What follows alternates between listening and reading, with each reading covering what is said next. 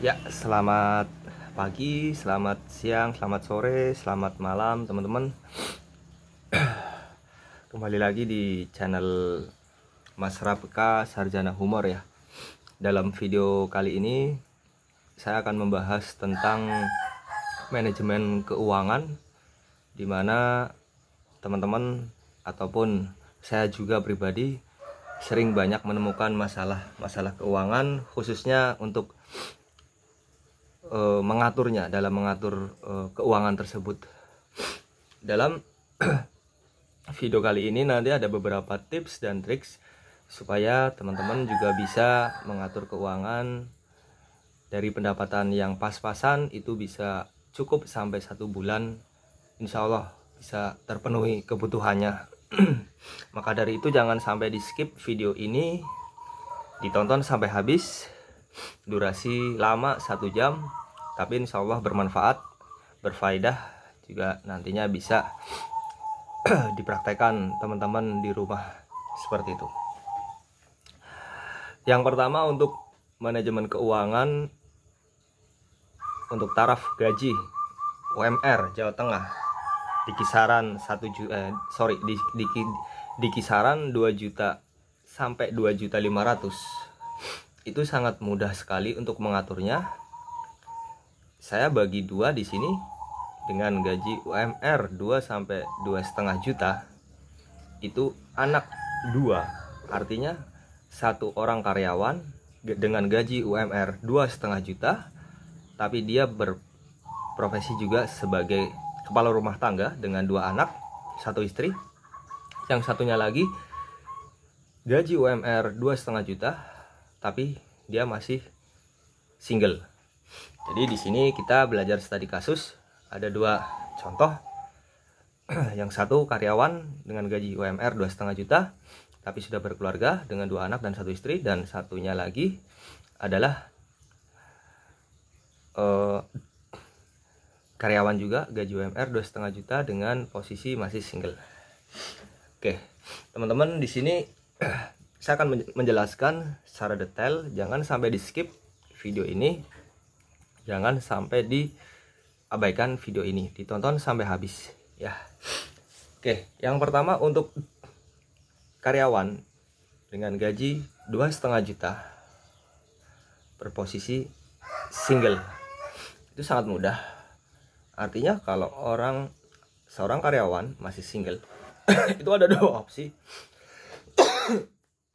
Maaf ya, lagi batuk. Yang pertama, dia biasanya ada 3 opsi. Yang pertama, dia hidup di kos, di perantauan. Yang kedua, hidupnya ikut orang tua, artinya makan juga sama orang tua. Yang ketiga, dia sebagai tumbuhan hidup di dalam keluarga tersebut. Jadi ada 3 jenis. Kita nggak bisa menyamaratakan kebutuhan mereka masing-masing, tapi setidaknya kita bisa menyamaratakan cash in cash flow-nya, uang masuk uang keluarnya ya. Jadi untuk teman-teman, kita perhatikan baik-baik, kita simak sama-sama, kita sharing bareng-bareng, belajar bagaimana sih caranya mengatur uang 2,5 juta itu. Oke. Ada banyak problem dilematika di lapangan yang mengatakan bahwa zaman sekarang itu 2,5 juta emang sulit, memang realitanya sulit sekali.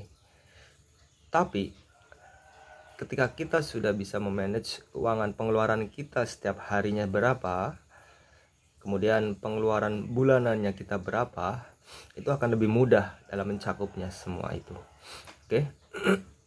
Tapi ada baiknya kita mempunyai passive income di luar daripada pekerjaan pokok tersebut. Contoh, passive income itu apa sih? Passive income itu dana masuk dari suatu penghasilan yang mungkin tidak seperti pemasukan dari penghasilan pokok seperti itu ya. Jadi teman-teman di sini bisa jualan, bisa bisnis di luar dari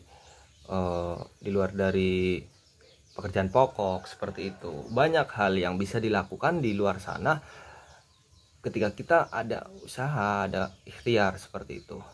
Nah, kita kembali lagi ke topik tadi. Pembahasan yang pertama ada karyawan masih single dengan gaji UMR. Kita belajar bareng-bareng di sini 2,5 juta. Kita taruhlah pengeluaran 30.000 per hari. 1 bulan itu hari kerja ada 25 ya. 25 hari. Jadi 30.000 itu buat bensin, buat kota atau pulsa, sama buat makan. Itu 30.000 sudah sangat cukup ya. Saya rasa itu sudah sangat cukup. 30.000 dikali 25 hari kerja. Kurang lebih sekitar 1.100.000. Masih sisa 1.200.000 teman-teman. Nah, 1.200.000 itu nanti kita save dulu. Yang pertama ada save save pasif ya. Artinya kita simpan uang itu sekitar 500.000 ya. Simpan baik-baik, entah itu bisa dititipkan. Simpan itu bisa banyak sekali tempatnya. Bisa dititipkan di saudara, di teman. Yang penting orang yang dipercaya ya. Dititipkan ataupun di bank ya, ataupun investasi yang sifatnya menguntungkan bukan merugikan ya. Nah, 500.000 kita save, sisa masih 700.000. 700.000, 200.000 kita save juga buat kebutuhan mendadak. Kebutuhan mendadak itu seperti apa sih? Banyak sekali kebutuhan mendadak yang tidak yang nggak kita rencanakan, tiba-tiba itu ada saja. Contoh, ada orang hajatan ya kan, kemudian teman mempunyai anak lagi, kita wajib sebagai makhluk sosial menjenguk, memberikan ucapan terima kasih ya, bawakan bingkisan supaya mereka juga senang kayak gitu ya. Dan banyak hal lain-lain. Kemudian kita save juga 100.000 itu buat apa? 100.000 buat dana kesehatan kita pribadi ya. Dana kesehatan kita pribadi. Jadi sisa berapa? Sisa 400. Nah, 400.000 itu kita save ya. Kita save lagi buat jaga-jaga. Jaga-jaga ketika kita apa sih? Ketika kita pengen beli sesuatu. Contoh, beli sesuatu kebutuhan sekunder, bukan primer ya. Sekunder, contoh kita pengen beli sepatu, tas, baju gitu, celana ya, ataupun peralatan sabun mandi. Peralatan sabun mandi itu masuknya primer ya, seperti itu. Jadi kita save-nya 200.000. Yang 200.000 baru kebutuhan primer kayak sabun, sampo, sikat gigi, parfum ya, buat kebutuhan kita sehari-hari saat bekerja ataupun saat kita pulang kerja. Terus bagaimana untuk makannya? Nah, di sini tadi ada sisa 200.000 itu bisa dialokasikan untuk makan ya, karena teman-teman yang single itu biasanya masih ikut orang tua, kita bisa kasih ke orang tua seperti itu. Bukannya kita pelit, cuman kita sudah save uang 500.000 itu. Uang 500.000 dan uang 200.000 yang tadi kita save ya, itu bisa dialokasikan juga buat orang tua ketika orang tua kita membutuhkan suatu bantuan. Kita nggak usah segan-segan kasih saja, kita nggak usah segan-segan bantu saja ya, seperti itu. Cuman ketika memang benar-benar urgent minta bantuan. Tapi kalau nggak benar-benar urgent, saran saya sih tadi 200 sudah cukup sih kayak gitu.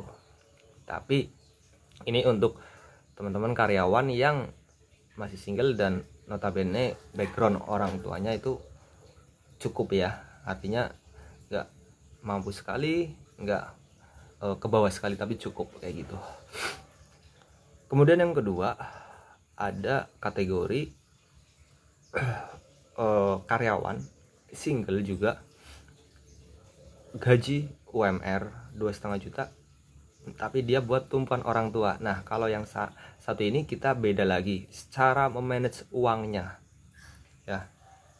Seperti apa? Untuk yang kategori ini kita bisa memanage dengan save uang 1 juta. Perhatikan teman-teman, 1 juta save buat orang tua. Oke, masih sisa berapa? 1,5 ya, 1,5. Nah, kita harus benar-benar ikat pinggang nih setiap harinya ya. Artinya kita nggak boleh boros-boros. Pengeluaran 20.000 cukup sehari, 25 hari kerja 1 juta. Oke. Ya, 20.000 kali 25 hari kerja sama dengan 500.000 ya. 500.000 masih sisa 1 juta. Oke.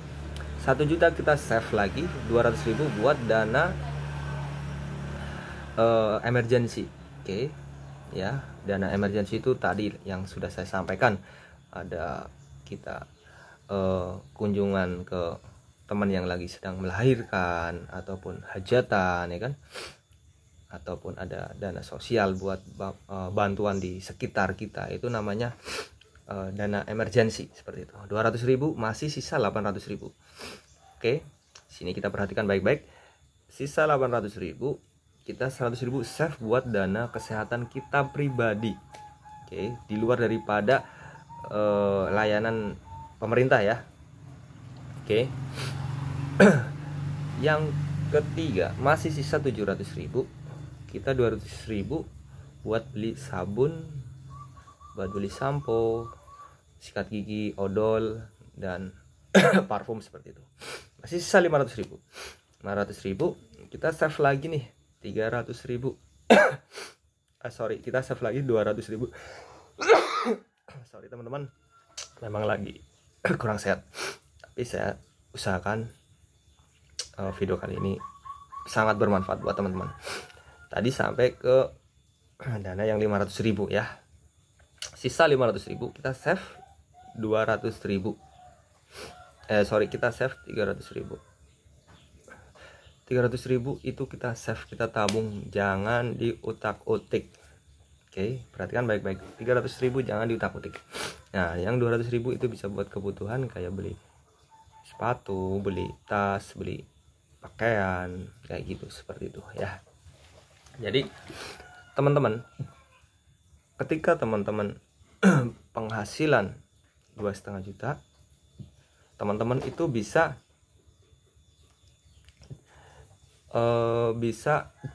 save itu 300.000 per bulan. Nah, nanti ketika teman-teman penghasilannya 3 juta, 4 juta, itu tolong jangan dirubah mindset itu. Tetap 300.000 per bulan. Kita contoh, kita hitung-hitungan aja ya. Ini ada kalkulator. 300.000 per bulan. Misal kita start kerja umur 23 tahun. 23 atau 24 tahun deh. Kita start kerja mulai bisa nabung save 300.000 per bulan itu di umur 24 tahun ya. 24 tahun. Oke, 24 tahun masa produktif sampai umur 45 tahun. Jadi 45 kurangi 24 sekitar 21 tahun.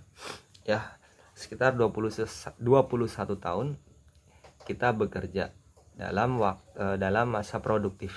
Ya, bekerja ikut orang, bukan bekerja usaha sendiri. Nanti kita bahas lagi di video berikutnya untuk masa produktif usaha sendiri seperti itu. Ini 21 tahun. 21 tahun kita bagi 12. 1 tahun ada 12, berarti 12 kali 21 sama dengan 252 bulan. Oke, kelihatan ya teman-teman. 252 bulan dikali 300.000. 252 dikali 300.000. Oke. Sama dengan 75.600.000. Nah, nggak terasa kita punya tabungan di umur 45 tahun, kita punya tabungan 75.600.000 ya. Lalu bagaimana ketika kita mau punya hajat besar nih? Contoh, kalau Yang masih single kan otomatis mau pengen menikah, setelah menikah pengen beli ini beli itu ya kan, buat kebutuhan keluarga. Nah, ketika kita punya hajat ataupun keinginan untuk berumah tangga, kita mencari uangnya jangan cuman yang UMR itu aja, kita genjot lagi cari penghasilannya. Cuman saya perlu digaris bawahi, yang 300.000 itu tetap kita konsisten tiap bulannya. Oke, itu start di umur 24 tahun. Bagaimana ketika kita start di umur 20 tahun sudah berpenghasilan, kuliah bisa sambil kerja, ya kan? Ataupun kuliah dapat uang saku, kita bisa sisihkan per bulannya 300.000 seperti itu. Itu 25 tahun, berarti dari 20 tahun sampai umur 45 tahun ya, di masa produktif kerja di perusahaan corporate seperti itu. Jadi ada 25 tahun jangkanya kali 300.000. 25 tahun kali 300.000. Oke. 20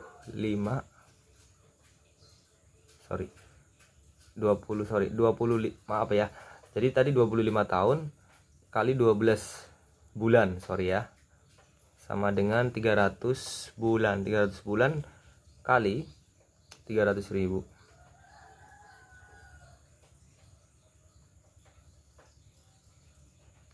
Sama dengan 90 juta. Oke, kelihatan ya teman-teman? 90 juta. Kita nggak terasa punya tabungan 90 juta di umur 45 tahun. Ya. Jadi kita bisa memetik hasil tabungannya seperti itu. Oke. Lalu bagaimana ketika kita mempunyai suatu problem? Saya umur 20 tahun sampai umur 25 kerja, tapi setelah itu di umur 26 saya nganggur nih Kak selama 6 bulan. Jadi nggak ada penghasilan dong. Oke, nggak masalah. Nggak ada penghasilan artinya nggak bisa save 300.000, ya kan? Nggak bisa save 300.000. Kita bisa pakai sistem rapel. Nah, nanti ketika kita punya pekerjaan, mendapatkan pekerjaan lagi dan mendapatkan penghasilan lagi, kita bungkus lagi, kita store lagi ke diri kita sendiri untuk save dana wajib tadi yang 300.000. Itu tinggal dikali aja. Kalaupun memang teman-teman bisa 300 kali 6 ya, berarti 1.800.000, itu monggo nggak apa-apa. Tapi kalaupun nggak bisa, itu bisa dengan cara dicicil 300.000 dulu nggak apa-apa, ataupun 300.000 kali 2 jadi 600.000 save, itu nggak masalah kayak gitu teman-teman ya. Oke, kemudian kita bicara soal dana talangan yang ada di bank ya. Jadi teman-teman, ada banyak teman saya pribadi yang mungkin sering curhat ataupun sering menyampaikan lah bahwasanya mereka itu punya tanggungan di bank, punya utang di bank kayak gitu, punya cicilan ataupun kredit di bank. Itu sering banyak yang cerita ke saya kayak gitu. Cuman pada intinya sih itu memang tujuannya membantu ya. Itu tujuannya membantu. Untuk saya pribadi, orang yang memang punya hajat untuk contoh hajat bangun rumah ataupun beli usaha, membangun usaha dengan cara berhutang di bank, itu bagi saya kalau memang tujuannya baik, insya Allah kedepannya juga baik, bisa angsur lancar, kredit lancar kayak gitu. Tapi yang perlu digarisbawahi adalah kita harus memposisikan diri kita ketika kita mau mengambil suatu angsuran ataupun mengambil suatu kredit di bank ya. Kita lihat suku bunganya di bank tersebut, ada yang 3%, ada yang 5%, ada yang flat, ada yang berjalan, bunga berjalan kayak gitu.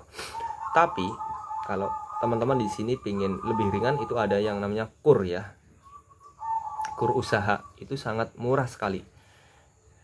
Kalau tidak salah itu 25 juta selama 3 tahun, itu mengembalikannya totalnya cuma 27 juta. Itu sangat murah banget, murah sekali, dan recommended banget sih. Cuman untuk saya pribadi sampai saat ini itu masih belum berani ya ngambil dana talangan di bank besar gitu ataupun bank kecil, itu belum berani. Karena memang yang pertama saya paling takut yang namanya kredit, yang kedua saya memang pengennya ya cash aja, jadi pengennya cash, jadi mindset saya itu nggak pengen terbebani dengan kredit bulanan seperti itu. Tapi ini cuma saya pribadi, yang namanya manusia itu kapasitasnya beda-beda. Mungkin ada yang mampunya kredit 1 tahun, mampunya kredit 2 tahun, mampunya kredit 3 tahun, itu beda-beda. Ataupun yang mampunya langsung lunas, itu beda-beda. Dan prinsip manusia itu beda-beda, jadi nggak boleh disamaratakan ya antara saya, teman-teman, ataupun yang lain kayak gitu. Kemudian ada yang namanya sekarang ini pinjaman online. Oke, teman-teman, banyak sekali case-case di lapangan, problem-problem di lapangan terkait pinjol. Jadi banyak temen nih cerita ke saya, ditagih sama pinjol, terus nomornya ditelepon terus nih, diteror.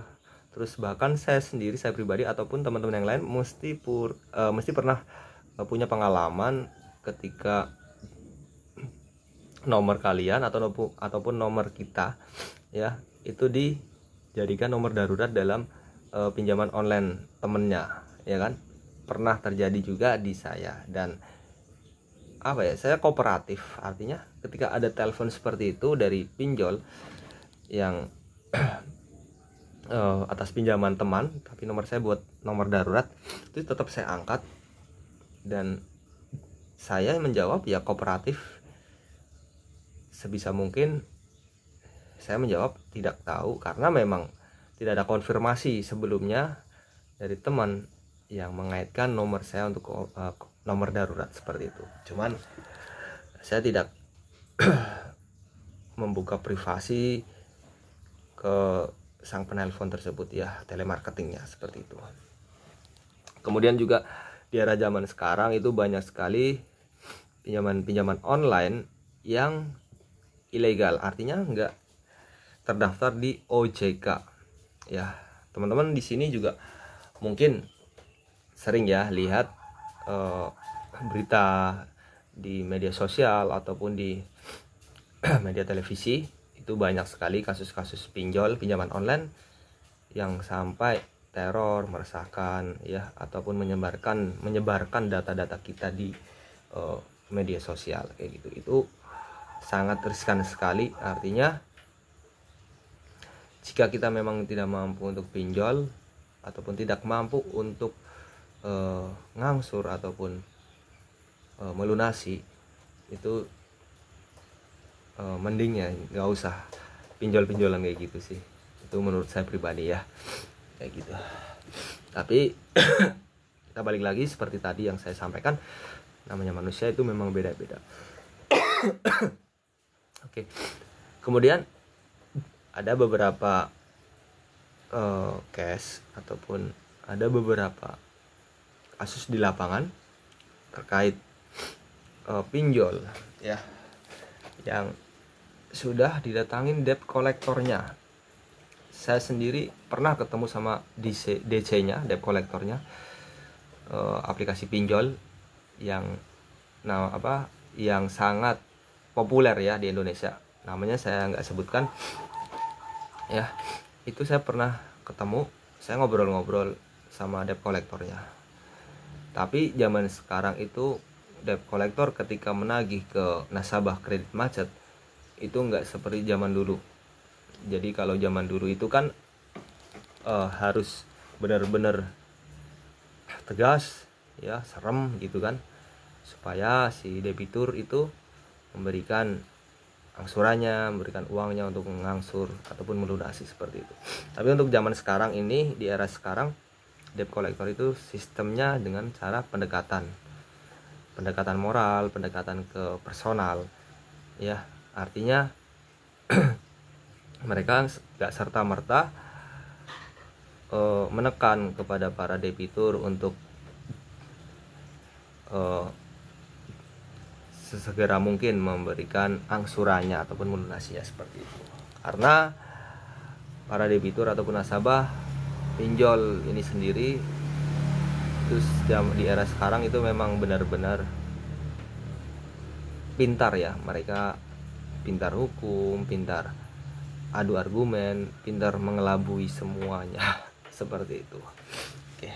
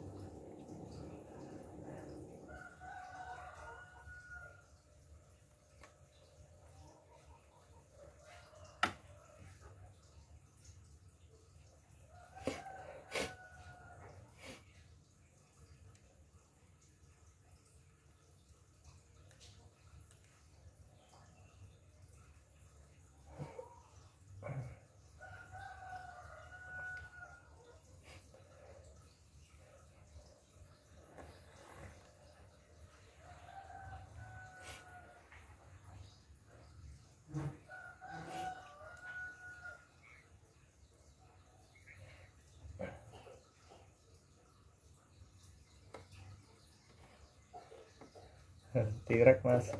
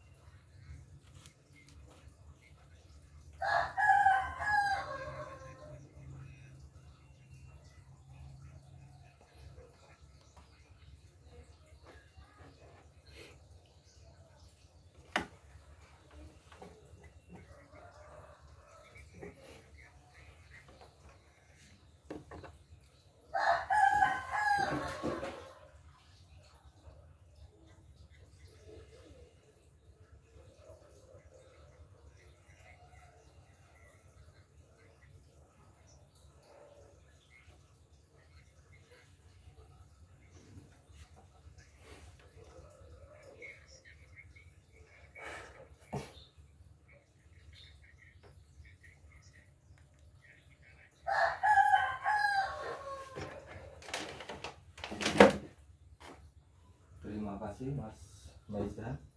Di kopi Mas, kalau bisa katanya ini